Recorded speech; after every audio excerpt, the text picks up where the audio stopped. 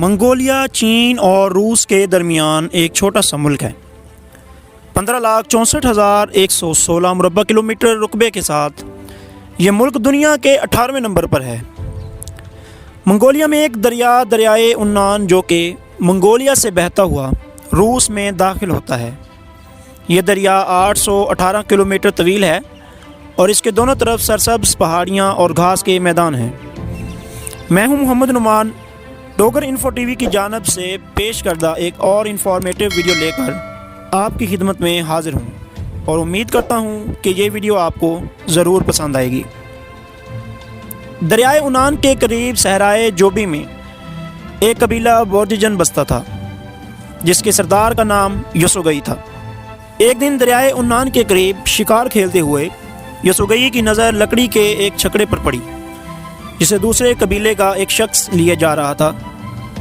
چھکڑے میں بیٹھی 16 سالہ لڑکی جس کا نام ہالن تھا یسوگئی کے دل کو بھا گئی۔ یسوگئی نے اپنے بھائیوں کے ساتھ مل کر اس شخص پر حملہ کر دیا۔ وہ شخص مقابلے کی طاقت نہیں رکھتا تھا اور وہاں سے اپنی جان بچا کر بھاگ گیا۔ یسوگئی نے اس لڑکی کو قید میں لے کر اس سے شادی کر لی۔ کچھ عرصے بعد یسوگئی کی ایک قبیلے تاتاری سے جنگ ہوئی۔ اس جنگ کے دوران تاتاری قبیلے کا سردار تیموجن یسوگئی کی قید میں آ گیا اور اسی دوران یسوگئی کو اطلاع ملی کہ اس کے گھر بیٹا پیدا ہوا ہے۔ یسوگئی نے قیدی تیموجن کے نام پر اپنے بیٹے کا نام تیموجن رکھ دیا۔ دوستو، ہم آپ کو دکھا رہے ہیں یسوگئی کے بیٹے تیموجن کی داستان حیات، جسے دنیا آج چنگیز خان کے نام سے جانتی ہے۔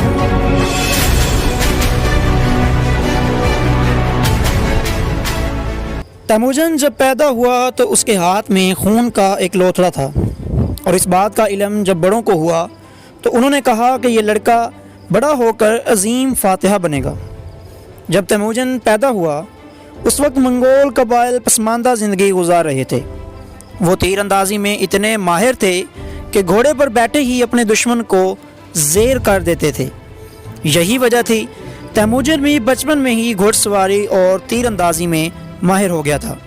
تیموجن جب 9 برس کا ہوا تو اس کے باپ نے اس کی منگنی کوئنکرت قبیلے میں جا کر وہاں کی ایک 10 سالہ لڑکی بورتے سے کر دی۔ یسوگئی نے منگنی کے بعد تیموجن کے ہونے والے سسر کی درخواست پر اسے انہی کے قبیلے میں کچھ دن کے لیے چھوڑا اور خود گھر کو واپس لوٹ پڑا۔ گھر واپس لوٹتے ہوئے یسوگئی کو شدید پیاس لگی اور اسی دوران اسے کچھ لوگ نظر آئے جو کہ دعوت اڑا رہے تھے۔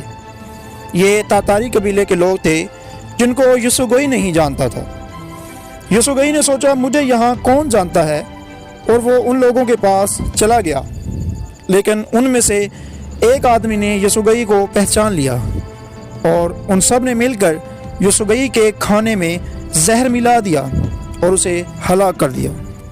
یسوگئی کی موت کے بعد قبیلے کے لوگ تیموجن اور اس کی ماں کا ساتھ چھوڑ گئے۔ تیموجن اور اس کی ماں اور کچھ وفادار قبیلے کے لوگ دریائے عنان کے قریب رہنے لگے۔ تائیجوت قبیلے کا سردار ترگا تائی، جو کہ تیموجن کے باپ یسوگئی کا سب سے بڑا دشمن تھا، اس سے جب یسوگئی کی مرنے کی اطلاع ملی تو وہ خوشی سے جھوم اٹھا اور اپنی فوج کو لے کر تیموجن اور اس کے قبیلے پر حملہ کر دیا۔ لیکن تیموجن اور اس کے ساتھیوں نے قبیلے کے گرد باڑ لگا رکھی تھی۔ قبیلے کے لوگوں اور تیموجن کے بھائی کسار نے اس باڑ کے پیچھے چھپ کر ترگا اور اس کی فوج کا مقابلہ کیا۔ اسی دوران تیموجن قبیلے کے پچھلے راستے جنگل کی طرف بھاگ نکلا۔ فوج نے جب تیموجن کو بھاگتے دیکھا تو وہ تیموجن کے پیچھے پیچھے آ گئے۔ اس سے پہلے کہ ترگا اور اس کی فوج تیموجن کو پکڑتے، تیموجن جنگل میں پہنچ کر چھپ گیا۔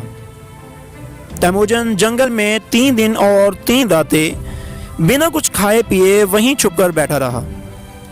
آخر کار بھوک پیاس سے تنگ آ کر تیموجن نے باہر نکلنے کا فیصلہ کیا، اور اسی دوران باہر نکلتے ہوئے تیموجن پکڑا گیا اور مستقل طور پر قیدی بنا کر اس کے گلے میں لکڑی کا ایک توق ڈال دیا گیا۔ یہ تیموجن یعنی چنگیز خان کی زندگی کے سب سے کمزور لمحات تھے۔ جب موت اس کے سر پر منڈلا رہی تھی اور وہ بے بسی کی تصویر بنا اپنی زندگی کی باقی ماندہ سانسیں گن رہا تھا۔ اس وقت کوئی سوچ بھی نہیں سکتا تھا کہ اندھیری کوٹری کا یہ قیدی ایک دن تاریخ عالم کی بھاگ دوڑ سنبھالے گا اور دنیا اس کے نام سے لرزے گی۔ ایک شام جب تائی جوت قبیلے کے لوگ دریائے عنان کے قریب جشن منا رہے تھے تو چنگیز خان کو اندھیرے میں بھاگنے کا موقع مل گیا۔ وہ دریا میں کود گیا اور فرار ہونے میں کامیاب ہو گیا۔ کچھ عرصے بعد اس کی شادی بورتے سے ہو گئی جو اپنے جہیز میں صرف ریچھ کی ایک کھال لائی تھی۔ چنگیز خان کو 1206 میں منگولیا کے سرداروں نے اپنا خان حکمران تسلیم کر کے چنگیز خان کو حکمران عالم کا خطاب دے دیا۔ اس طرح چنگیز خان منگول قبیلے کا حاکم بن گیا۔ چنگیز خان نے اپنی عسکری طاقت کی از سر نو تنظیم کی اور اپنے آپ کو اس قابل بنایا کہ وہ ملکی فتوحات کا سلسلہ شروع کر سکے۔ چنگیز خان اور اس کی فوج حقیقی معنوں میں خون خوار تھے۔ جب انہیں پانی کی پیاس تاتی تو وہ اپنی پیاس بجھانے کے لیے گھوڑے کی پیٹھ پر خنجر مار کر خون چوس لیتے اور اپنی پیاس بجھا لیتے تھے۔ چنگیز خان تنگوٹ کی مملکت پر حملہ آور ہوا۔ یہ ایریا یلو دریا کے کنارے واقع تھا۔ 1211 سے 1215 تک یلو دریا کے شمال کا سارا ایریا اس کے قبضے میں آ چکا تھا۔ چنگیز خان نے چینی شہنشاہ کے سامنے اپنے چیلنجز پیش کیے جو اس نے منظور کر لیے۔ اس نے اپنی بیٹی کی شادی چنگیز خان سے کر دی اور خراج بھی ادا کیا۔ چنگیز خان نے بہت سی جنگیں لڑیں اور ان میں فتوحات بھی حاصل کی۔ چنگیز خان اپنے دور کا اعلیٰ ایڈمنسٹریٹر تھا۔ اس نے منگولوں کے لیے ایک قومی جھنڈے کی تشکیل کی جس میں 9 بنیادی قبائل کو ظاہر کیا گیا۔ جھنڈے کا رنگ سفید اور درمیان میں سیاہ چاند تھا۔ چنگیز کی محافظین کی تعداد 10,000 تھی۔ چنگیز خان شامی اسم کا پیروکار تھا۔ چنگیز خان مختلف مذاہب کے علماء سے گفتگو کرتا تھا۔ نجارہ پہنچا تو وہاں کے مسلمان علماء کو اکٹھا کیا اور ان سے مذہبی مسائل پر گفتگو کی، جس سے چنگیز خان بہت خوش ہوا۔ چنگیز خان نے مسلمانوں کو بہت ساری آزادیاں دیں اور ہر جگہ اذان دی جانے لگی، اور آخرکار اگست 1227 میں چنگیز خان اچانک بیمار پڑ گئے اور اس جہان فانی سے کوچ کر گئے۔